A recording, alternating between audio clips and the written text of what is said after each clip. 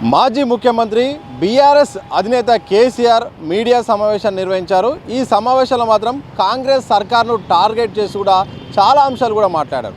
చాలా కాలం తర్వాత బయటకు వచ్చిన తర్వాత కేసీఆర్ గారు మాట్లాడిన విషయంలో మాత్రం కాంగ్రెస్ పార్టీ పెద్ద ఎత్తున కూడా ఎన్కౌంటర్ కూడా ఇచ్చే ప్రయత్నం చేస్తుంది. మనతో పాటు మాట్లాడే ప్రయత్నం చేద్దాం. ఇదే అంశంపై రవీందర్ నాయక్ గారు ఉన్నారు. మాజీ ఎంపీ, ఒకనాడు బీఆర్ఎస్ పార్టీ, ఒకనాడు టీఆర్ఎస్ పార్టీలో అత్యంత కీలకంగా వ్యవహరించిన రవీందర్ నాయక్ గారు ఏం చెప్తారో ఆయన మాటల్లో విందాం.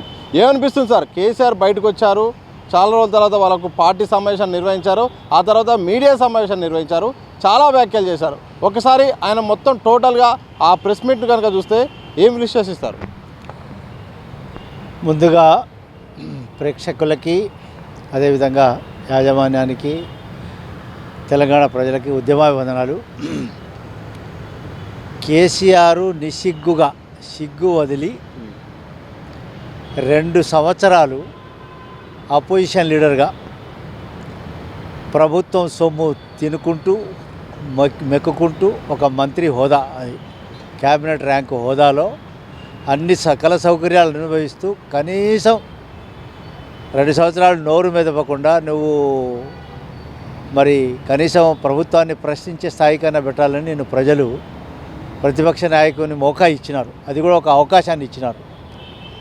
ఆ అవకాశాన్ని కూడా ఈ ప్రభుత్వం చేసే మంచి పనులలో ఏదైనా లోపాలు జరిగితే వాటిని ఎత్తి చూపేది పోయి, అభివృద్ధి మీద మాట్లాడేది పోయి, ఇప్పుడు 2 సంవత్సరాలు బాగా మొద్దు నిద్రపోయి, కుంభకర్ణ నిద్రపోయి, తాగి పడుకొని ఈ చేసిన నిర్వాకం, అవినీతి, అబద్ధాలు, అశ్రిత పక్షపాతం అన్నీ చేసి ఆ కంపులో కొట్టుకుపోయి పడుకొని ఉండి ఇప్పుడు దన్నుమని లేచి రేవంత్ రెడ్డి దెబ్బకు, ఎందుకంటే రేవంత్ రెడ్డి అనుభవం లేకున్నా, మంత్రిగా కూడా లేకుండా ఆయన ముఖ్యమంత్రి అయినాడు. అటువంటి వ్యక్తి ఈరోజు చెప్పి, అరే కేసీఆర్ నిన్ను ఓడించి నేను ముఖ్యమంత్రి అవుతా అని చెప్పిన మొగోడు రేవంత్ రెడ్డి చెప్పి ఛాలెంజ్ చేసి ముఖ్యమంత్రి అయి తను ఇచ్చిన హామీల్ని, అన్ని హామీలు దాదాపుగా, నేను ఎందుకు హామీలు అంటున్నానంటే ఆయన ఇచ్చిన హామీలు అమలు చేసింది. అందులో ఈ పేద వర్గాల వారికి, పేదోళ్ళకి 80% అవకాశం వచ్చింది. అయితే కేసీఆర్ ఇప్పుడు మాట్లాడడం, ఉర్దూలో అంటారు సౌ చూఏ కాకే బిల్లి హాచ్కో గై, 100 ఎలకలు తిన్న పిల్లి మరి తీర్థయాత్రలకు పోయినట్టు ఈ కేసీఆర్ అన్నీ చేసేసుకున్నాడు. ఏది తెలంగాణ ప్రజలు ఇచ్చిన 2 సార్లు ఇచ్చిన అవకాశాన్ని దుర్వినియోగం చేసి, అవినీతి చేసి, భూములు కొల్లగొట్టి, పేదలను పీడించి, పిప్పి చేసి, ఈ తెలంగాణ డబ్బుని, ప్రజల డబ్బుని డైవర్ట్ చేసి నానాయాగి చేసిండు. చివరికి అసైన్మెంట్ భూములను కూడా, మిగులు భూములు తినేసినాడు, నయీం భూములు తినేసినాడు, గోల్డ్ స్టోన్ ప్రసాద్ భూములు తినేసినాడు, నిజాముకు సంబంధించిన భూములు, వఖు భూములు, ఎన్ని భూములు అండి, 100,000 ఎకరాలు ఆ భూములు కొల్లగొట్టి ఈరోజు అన్నీ చేసుకున్న తర్వాత ఇప్పుడు ముఖం చాటేసుకున్న మనిషి ఈరోజు ఇంటి పోరు తట్టుకోలేక, ఎందుకంటే ఫస్ట్ నేను ఒకటి ఛాలెంజ్ చేస్తున్నా, మిస్టర్ కేసీఆర్, నువ్వు నిజంగా మనిషివైతే, తెలంగాణ బిడ్డవైతే నువ్వు ముందు జవాబు చెప్పు. నువ్వు 2 సంవత్సరాలు నోరు ఎందుకు వదిపలే? నీ మీద వచ్చిన అవినీతి ఆరోపణలు ఇప్పుడు నడుస్తున్నాయి కదా, నీ విచారణ కూడా జరుగుతుంది, వాటికి జవాబు చెప్పు. నువ్వు ఎందుకు నోరు తెరుస్తలేవు? Why you are not opening your mouth? చెప్పు, దాని మీద ఏదో ఒకటి చెప్పు. సావు, నేను చేయలేదు, చేసినని చెప్పవా? అది చెప్పకుండా, నోరు విప్పకుండా, కూతురికి కనీసం కూతురు ఇప్పుడు నిన్ను మంచిగా నీ ఇంట్లోనే భక్త ప్రహ్లాదుని మాదిరిగా తయారైంది ఉందామె. చాలా నిజంగా నేను ఐఎమ్ అప్రిషియేటింగ్ కవిత భగవంతుడు అనేవాడు ఉన్నాడు. ఆ భగవంతుడే కవితను ఉత్తేజపరిచి నీ బండారం బయట పెట్టే పరిస్థితి కల్పించాడు. సో ఇప్పుడు నువ్వు కవిత వల్ల కూడా ఏమైతే లేదు, నీ పార్టీలు వేస్తలేదు. ఒకసారి నాకు డౌట్ ఏమొస్తుందంటే కవితను కూడా నువ్వే ఈ జయిస్తేమని అనిపిస్తుంది నాకు. అయినా కూడా కవిత మాట్లాడే దాంట్లో ఎంత సత్యం ఉంది. కానీ నువ్వు దానికి జవాబు చెప్పు. నీ కూతురు చెప్పి అడిగిన దానికే జవాబు చెప్పు. మరి నీ మీద నీ కొడుకు, నీ యొక్క అల్లుడు, వాళ్ళు ఈ కవితను తట్టుకోలేక నిన్ను బయటికి తెచ్చాడు. అంతే తప్ప నువ్వు ఇప్పుడు పీకేది ఏమీ లేదు. నువ్వు పీకేది ఉంటే ముఖ్యమంత్రిగా పీకుతుంటివి, ఇప్పుడు దాన్ని మోపు కడుతుంటివి. నువ్వు ఆ రోజే పీకలేదు, ఇప్పుడు ఏం పీకేది ఉంది? నువ్వేం చేయలేవు. ఇప్పుడు తోలు తీస్తావు. నీ అసలు తోలు తీయాలా, నిన్ను బొక్కలేయాలా? మరి విచారణ సంస్థలు తప్పకుండా పని చేస్తాయని నేను అనుకుంటున్నా. ఫోన్ ట్యాపింగ్ ఏందండి ఇది? ఎంత ఘోరమైన నేరం అది. కాళేశ్వరం డబ్బులండి, కాగు చెప్పింది మరి ఈరోజు స్పెషల్ ఇన్వెస్టిగేషన్ టీం చెప్పింది. ఇవన్నీ చెప్తుంటే నువ్వు వాటికి జవాబు చెప్పకుండా ఎక్కడో మహబూబ్ నగర్, నువ్వు ఎంపీగా ఉన్నావు మహబూబ్ నగర్లో, అప్పుడు ఏడబడుకున్నావు నువ్వు? కనీసం నోరిప్పలేదే పార్లమెంట్లో. నీకు మహబూబ్ నగర్ ప్రజలు గెలిపించినప్పుడు అప్పుడు నోరిప్పలే, ముఖ్యమంత్రిగా నువ్వేం చేయకపోతావు అక్కడ. అయితే ఈరోజు నువ్వు కేవలం ఒక అక్కస్సుతో ఈ ఒక యువకుడు మరి ఇతను ఈ విధంగా బ్రహ్మాండంగా పనిచేస్తుందని చెప్పేసి ఓర్వలేక నువ్వు రేవంత్ రెడ్డి మీద అవాకు చవాకులు మాట్లాడుతున్నావు. ప్రెస్ మీట్లో ప్రధాన ఉద్దేశం అయితే మాత్రం నీటి వాటాల పంపిణీ విషయంలో రాష్ట్రానికి అన్యాయం జరుగుతుంది, ఆంధ్రప్రదేశ్కు న్యాయం జరిగేలాగా సీఎం రేవంత్ రెడ్డి అయితేంది, అలాగే సర్కారు వ్యవహరిస్తుంది, రాష్ట్రం అయితే ఆగమయ్యే అవకాశం ఉంది, రైతులకు పాలమూరుకు తీరని అన్యాయం అనేది ఆయన ఓవరాల్గా చెప్తుంది. నిజంగా అన్యాయం జరుగుతుందా? ఏం జరుగుతుంది? ఇప్పుడు ఆ అన్యాయానికి ఫౌండరే కేసీఆర్.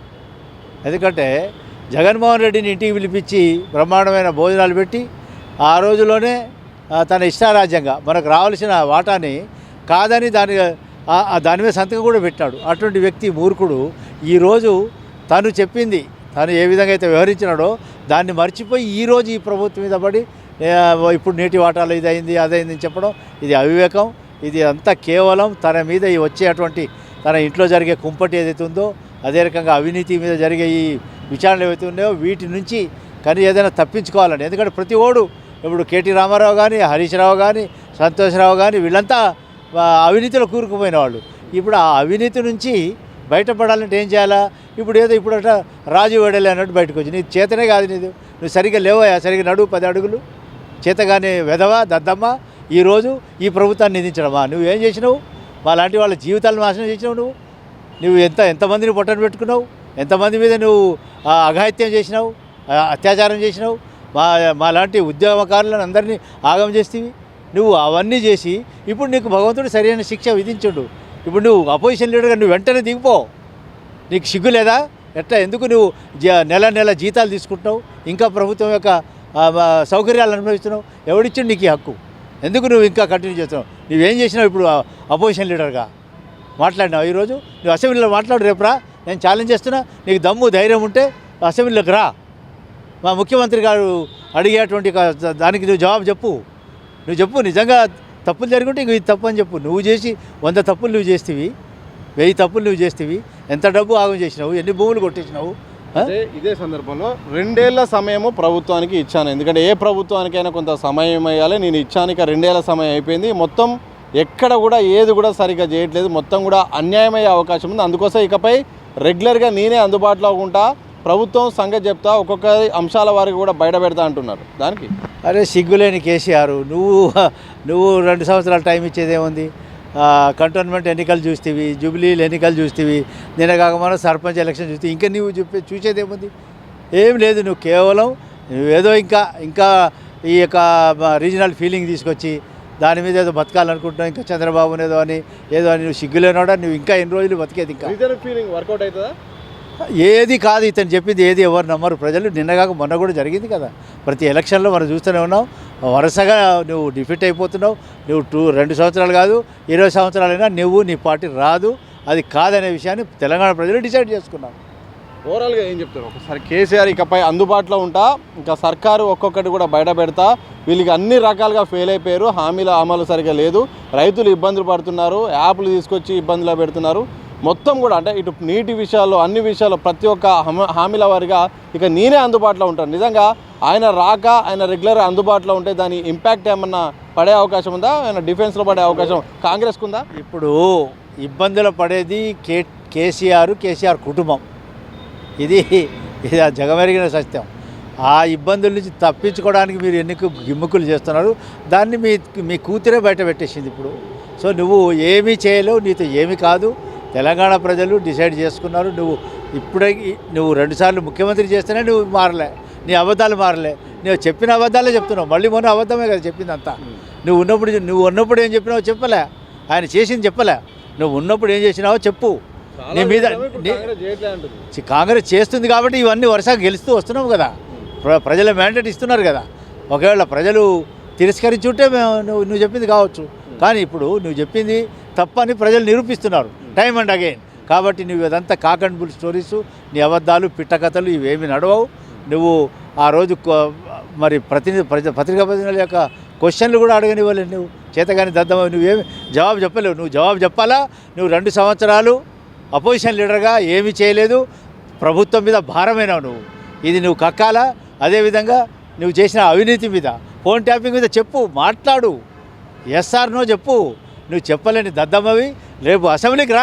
ఫోన్ ట్యాపింగ్లో గతంలో చెప్పాడు, ఫోన్ ట్యాపింగ్ వ్యవహారం అనేది అదంతా కూడా ఆ నిఘా వ్యవస్థ చూసుకుంటుంది.